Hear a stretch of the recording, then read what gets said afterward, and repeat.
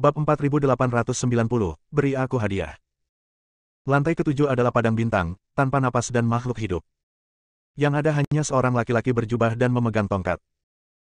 Tingkat ketujuh merupakan ketinggian yang belum pernah dicapai oleh seorang pun kultivator di dunia surgawi. Dev tidak menyangka betapa kuatnya pria di depannya ini, yang memegang kruk dan tampak seperti orang cacat. Senior, apakah kita masih perlu berkompetisi untuk lulus level? Dev bertanya. Tidak, kamu hanya perlu naik ke lantai 8 dari sini. Aku berdiri di sini hanya untuk melihat siapa orang yang bisa membuat pemilik tangga itu pergi sejauh itu. Tetapi melihatmu, tampaknya kau hanya berada di alam Mahayana, dan tidak ada yang luar biasa dari dirimu.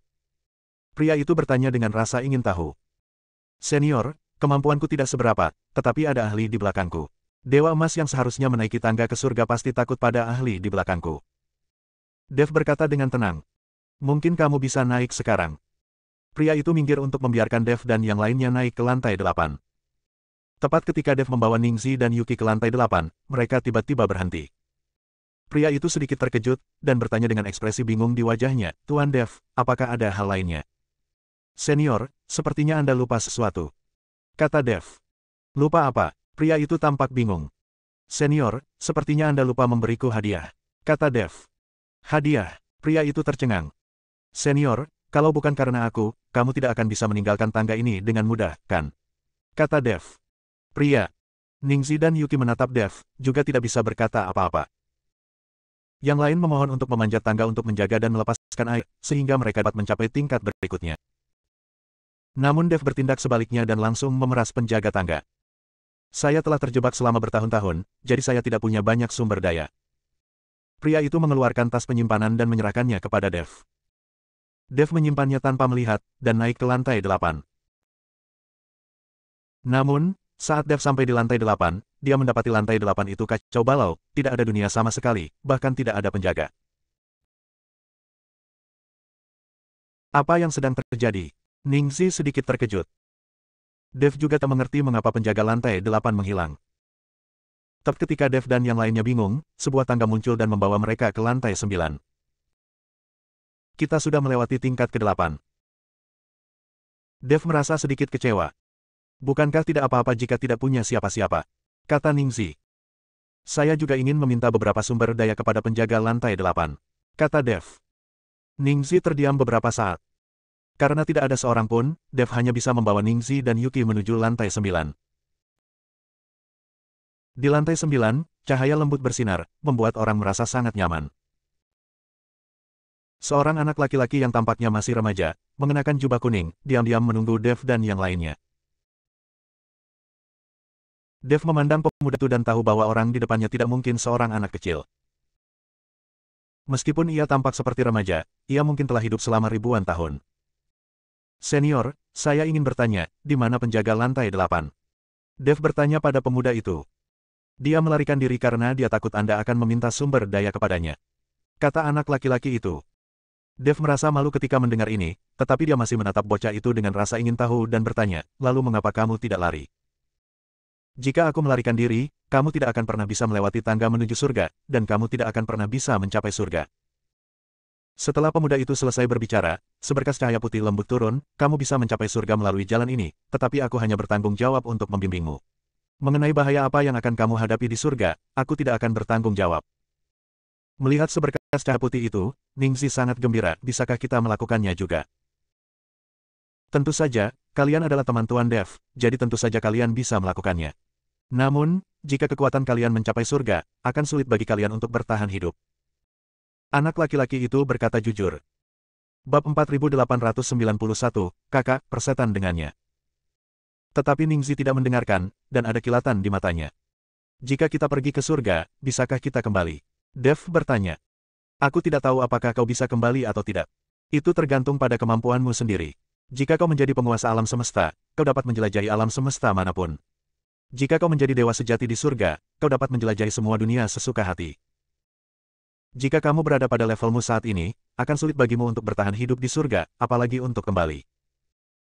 Meski kata-kata anak itu kasar, itu adalah kebenaran. Dev sedikit malu, lalu menatap anak laki-laki itu dan berkata, terima kasih, senior. Karena kamu tetap tinggal untuk membimbing kami, apakah kamu juga menyiapkan hadiah untukku?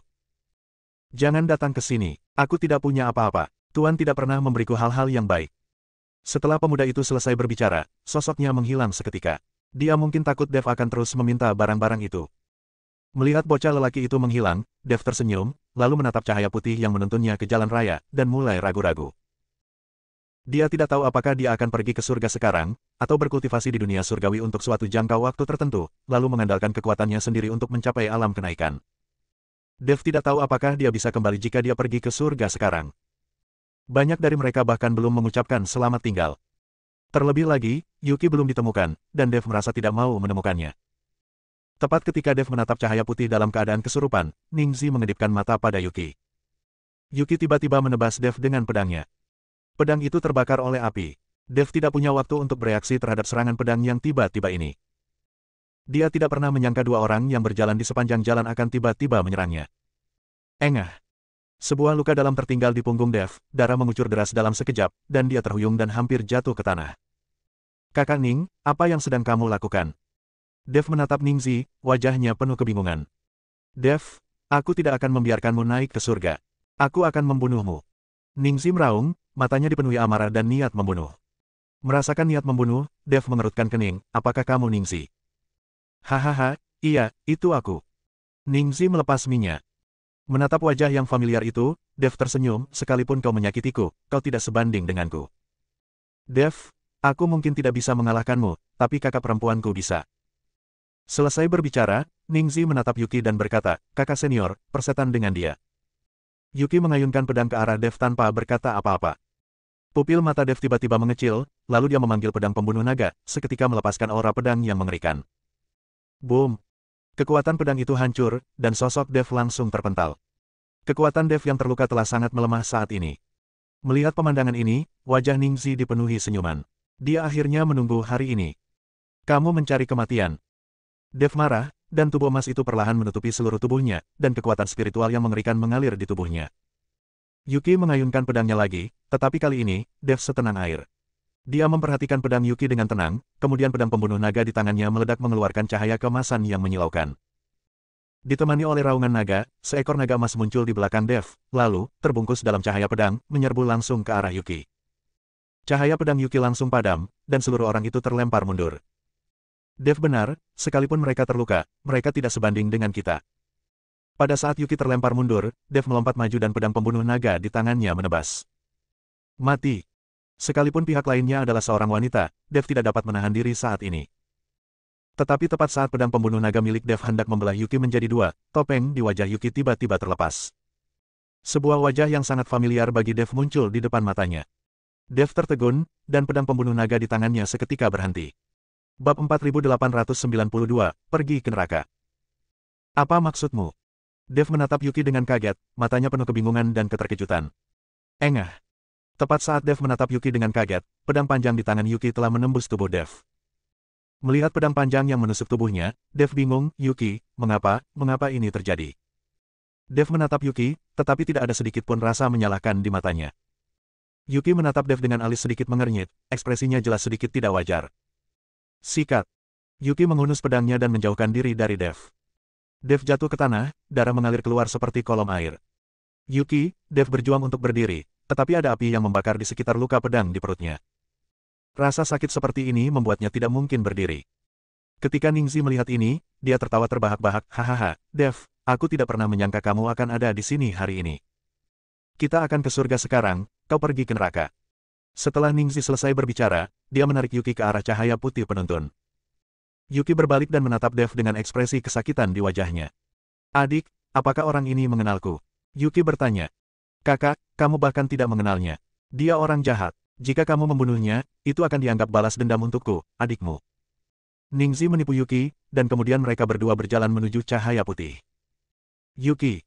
Dev berteriak, tetapi tidak berdaya menghentikannya. Dia hanya bisa menyaksikan Ningxi dan Yuki menghilang. Dev hanya merasakan layar hitam di depan matanya, dan dia pingsan. Entah sudah berapa lama berlalu, saat Dev perlahan membuka matanya, dia mendapati dirinya berada di Sekte Yuding. Lin Chong, Lin Kevan, Lin Keting, Hua Yuying, Liu Ruyan, Yi He, Yi Sa, Huo Feng, Bai Qian, Yu Jiameng, Gao Qilan, Ji Yun. Semua orang menatapnya, dan ketika mereka melihat Dev bangun, wajah semua orang dipenuhi dengan senyuman. Tuan Dev, bangun. Dev, kamu akhirnya bangun. Guru, hebat, Anda akhirnya bangun. Semua orang sangat bersemangat. Sudah berapa lama saya tidak sadarkan diri? Dev berdiri, menggelengkan kepalanya yang pusing dan bertanya. Tuan Dev, Anda telah koma selama 3 bulan. Lin Chong berkata. 3 bulan. Dev terkejut dan bergegas keluar dari Sekte Yuding. Dia tahu bahwa tangga menuju surga hanya ada selama 3 bulan. Jika waktu berlalu dan tangga itu menghilang, Dev tidak akan bisa pergi ke surga untuk menemukan Yuki. Saya, Dev, khawatir Yuki bersama Ningxi. Jika si Ningxi ini selingkuh, kurasa Dev tidak ingin hidup lagi. Namun, ketika Dev bergegas keluar dari Sekte Yuding, dia melihat tangga menuju surga masih berdiri di antara langit dan bumi. Dev menghela napas lega saat melihat ini. Saat itu, di dalam tangga, pemuda itu menatap lelaki tua itu dan berkata, Tuan, waktu telah berlalu, saatnya bagi kita untuk pergi. Omong kosong, siapa yang bilang waktu telah berlalu? Orang tua itu mengutuk. Sudah 3 bulan, aku masih mengingatnya. Kata anak laki-laki itu dengan tegas. Orang tua itu menamparkan pemuda itu langsung, sudah kubilang aku tidak melakukannya, jadi aku tidak melakukannya. Tetaplah di sini. Pria muda itu memutar matanya ke arah pria tua itu. Dia tahu tuannya sedang menunggu Dev. Selama Dev tidak melangkah ke tangga menuju surga dan memasuki lorong petunjuk, maka mereka, sang guru dan murid, mungkin tidak akan pernah pergi. Tuan Dev, 9 tingkat dunia di tangga ini telah ditutup sejak lama, tetapi saya masih tidak tahu mengapa saya enggan untuk pergi. Lin Chong berkata pada Dev. Mungkin aku tahu alasannya. Dev tersenyum tipis. Dia tahu bahwa tangga menuju surga pasti sudah menunggunya. Sekarang setelah dia tahu bahwa tangga menuju surga tidak akan hilang, Dev tidak lagi terburu-buru. Ningxi dan Yuki telah mencapai surga. Bahkan jika Dev mengejar mereka sekarang, dia tidak akan dapat menemukan mereka dalam waktu singkat. Bab 4893, kembali ke dunia sekuler. Selain itu, ia juga harus mengucapkan selamat tinggal kepada semua orang, terutama di dunia sekuler, di mana ia masih memiliki banyak sanak saudara. Dev memberitahu semua orang tentang situasi Yuki. Dia harus masuk surga dan membawa Yuki kembali. Setelah menjelaskan masalahnya, Dev menghibur semua gadis itu. Tidak ada preferensi untuk satu orang, dan setiap wanita diperlakukan sama. Untungnya, tubuh Dev juga sangat kuat. Bahkan ketika berlatih kultivasi ganda dengan begitu banyak wanita, dia bahkan tidak bernapas dengan berat. Ia dapat dikatakan sebagai seorang pemancang tiang berjalan. Setelah menjelaskan urusan alam surgawi, Dev menggunakan pedang pembunuh naga untuk membelah kehampaan dengan satu pedang, dan celah kehampaan gelap perlahan muncul. Dev memasuki celah kehampaan, dan segalanya menjadi gelap di depan matanya. Ketika Dev membuka matanya, dia menemukan bahwa dia telah tiba di dunia sekuler. Tergantung di udara, menatap dunia sekuler di bawah kakinya, Dev merasa sedikit emosional. Sekarang dia telah tiba di dunia sekuler, itu seperti Tuhan sejati yang turun ke bumi. Saat ini, di Longmen, Kyoto, Bella sedang berlatih dengan para gadis. Karena mereka mempunyai hubungan kulit ke kulit dengan Dev, semua gadis itu memiliki darah Dev di tubuh mereka. Jadi mereka berlatih dengan kecepatan yang luar biasa cepat. Setelah beberapa waktu berlatih, gadis-gadis itu mulai beristirahat. Saudari Bella, apakah setahun sudah berlalu? Bisakah kita membuka jalan antara dunia sekuler dan dunia surgawi dan bertemu Dev? Elena bertanya pada Bella. Saya juga tidak tahu, mari kita tanya pada Guru Hu. Bella selalu bertindak sebagai kakak perempuan di depan semua gadis. Saat Dev tidak ada, Bella telah mengelola seluruh Longmen. Esther juga dirawat dengan sangat teliti oleh gadis-gadis ini, jadi dia sangat menyukai dan senang dengan menantu perempuan ini. Ada halaman yang sangat kecil di sebelah gerbang naga. Hu masih telah berpraktik di sini selama setahun terakhir. Aku tidak mendekati wanita manapun selama setahun penuh, yang kulakukan hanyalah berlatih. Ketika Bella dan yang lainnya datang menemui Humazi telah membuka matanya dan menatap langit biru. Pada saat ini, Humazi tampak terlahir kembali, dan dia memiliki aura seperti abadi. Ada secercah cahaya di matanya, bukan lagi tatapan penuh nafsu. Tuan Hu, periode 1 tahun telah berakhir. Bagaimana kita bisa membuka jalur antara dunia sekuler dan dunia surgawi dan pergi ke dunia surgawi untuk bertemu Dev? Bella bertanya pada Humazi. Humazi menatap langit dan tiba-tiba tersenyum dan berkata, kita tidak perlu mencarinya, dia sudah ada di sini. Datang. Bella dan yang lainnya semua terkejut dan menatap ke langit. Benar saja, sebuah sosok jatuh dari langit. Sebelum seorang pun dapat melihatnya dengan jelas, sosok itu sudah mendarat di depan mereka. Siapa namamu? Melihat bahwa itu memang Dev, Bella dan yang lainnya semuanya terkejut. Dev juga merasa gembira dan gembira saat melihat Bella dan yang lainnya. Bagaimanapun, mereka tidak bertemu selama setahun. Gadis-gadis itu bergegas ke arah Dev untuk mengekspresikan emosi mereka, dan Dev juga menanggapi dengan antusias. Panas sekali cuacanya. Persetan, pergilah ke suatu tempat, jangan ganggu hati rohaniku. Humazi berteriak. Dev melambaikan tangannya ringan, dan sebuah penghalang pun muncul. Humazi hanya bisa mendengar suara tetapi tidak bisa melihat apapun. Dia hanya bisa duduk bersila dan berlatih bela diri dengan putus asa, tetapi suara itu membuat Humazi berkeringat di seluruh dahinya. Setelah waktu yang tidak diketahui, penghalang itu menghilang. Dev berjalan mendekati Humazi, melihat ekspresi malunya, tersenyum dan berkata, "Tuan Hu, kapan Anda menjadi begitu polos dan acuh tak acuh? Ini bukan karakter Anda. Pergi, Pewegi." Humazi menatap Dev dengan dingin. Dev menatap Humazi, lalu ekspresi terkejut muncul di matanya. "Tuan Hu, Anda, tulang abadi Anda." Dev menemukan bahwa Humazi sebenarnya memiliki tubuh yang penuh dengan tulang abadi, dan kekuatannya tidak kalah dengan kekuatannya sendiri. Bab 4894, Perut Besar. Tahukah Anda, saya telah menikmati sumber daya yang tak terhitung jumlahnya di dunia surgawi dan telah mencapai prestasi saya saat ini. Tetapi bagaimana Humazi bisa menjadi begitu mengagumkan di dunia sekuler hanya dalam 1 tahun? Aku tidak menyangka anakmu punya sepasang mata yang tajam. Jika aku bilang aku adalah reinkarnasi dari seorang abadi, apakah kau akan mempercayainya? Humazi bertanya sambil tersenyum. Percayalah, Dev mengangguk. Tahun ini di dunia para dewa dan manusia, Dev belum mengalami apapun, jadi mengapa dia tidak percaya pada reinkarnasi para dewa? Lagi pula, apapun bisa terjadi. Ketika dia berada di dunia sekuler, Dev tidak pernah berpikir bahwa orang mati dapat dibangkitkan. Saat Anda mencapai alam surga, sekalipun Anda menjadi sampah, Anda masih bisa dibangkitkan. Bahkan jika Anda telah mati selama 1000 tahun, Anda masih dapat dibangkitkan. Jadi tidak ada yang mustahil di dunia ini. Haha, tampaknya kau cukup sukses di dunia surgawi, dan kau bahkan percaya pada reinkarnasi makhluk abadi, tapi apa yang kukatakan itu benar. Jika ingatanku tidak tiba-tiba terbangun, aku tidak akan tahu bahwa aku adalah reinkarnasi dari seorang abadi. Humazi tersenyum dan berkata, "Tidak heran temperamenmu berubah. Dulu kamu tidak bisa berjalan saat melihat wanita cantik." Dev bercanda. "Saya bahkan tidak bisa bergerak sekarang. Jika saya tidak ingin membuka jalur antara dunia sekuler dan dunia surgawi sesegera mungkin, mengapa saya harus berlatih begitu keras? Sekarang setelah kau baik-baik saja di alam surgawi, jangan lupa carikan aku beberapa wanita dari alam surgawi untuk bermain bersama." Humazi tertawa kecil dan berkata. Dev menepuk Humazi dan berkata, "Bagus sekali. Ini adalah Master Hu yang kukenal. Dev, karena kamu sudah kembali, pergilah menemui ibumu. Dia banyak bercerita tentangmu tahun ini," kata Bella. Dev mengangguk, lalu mengikuti Bella dan yang lainnya kembali ke Longmen. Saat melihat Esther, Dev mengikuti Esther dan menangis. "Ibu dan anak sudah tidak bertemu selama setahun, dan aku sangat merindukan kalian." "Dev, apakah kamu baik-baik saja di dunia surga dan manusia ini?" Esther bertanya. "Bu, hebat sekali. Sekarang seluruh dunia surga dan manusia adalah wilayah kekuasaanku.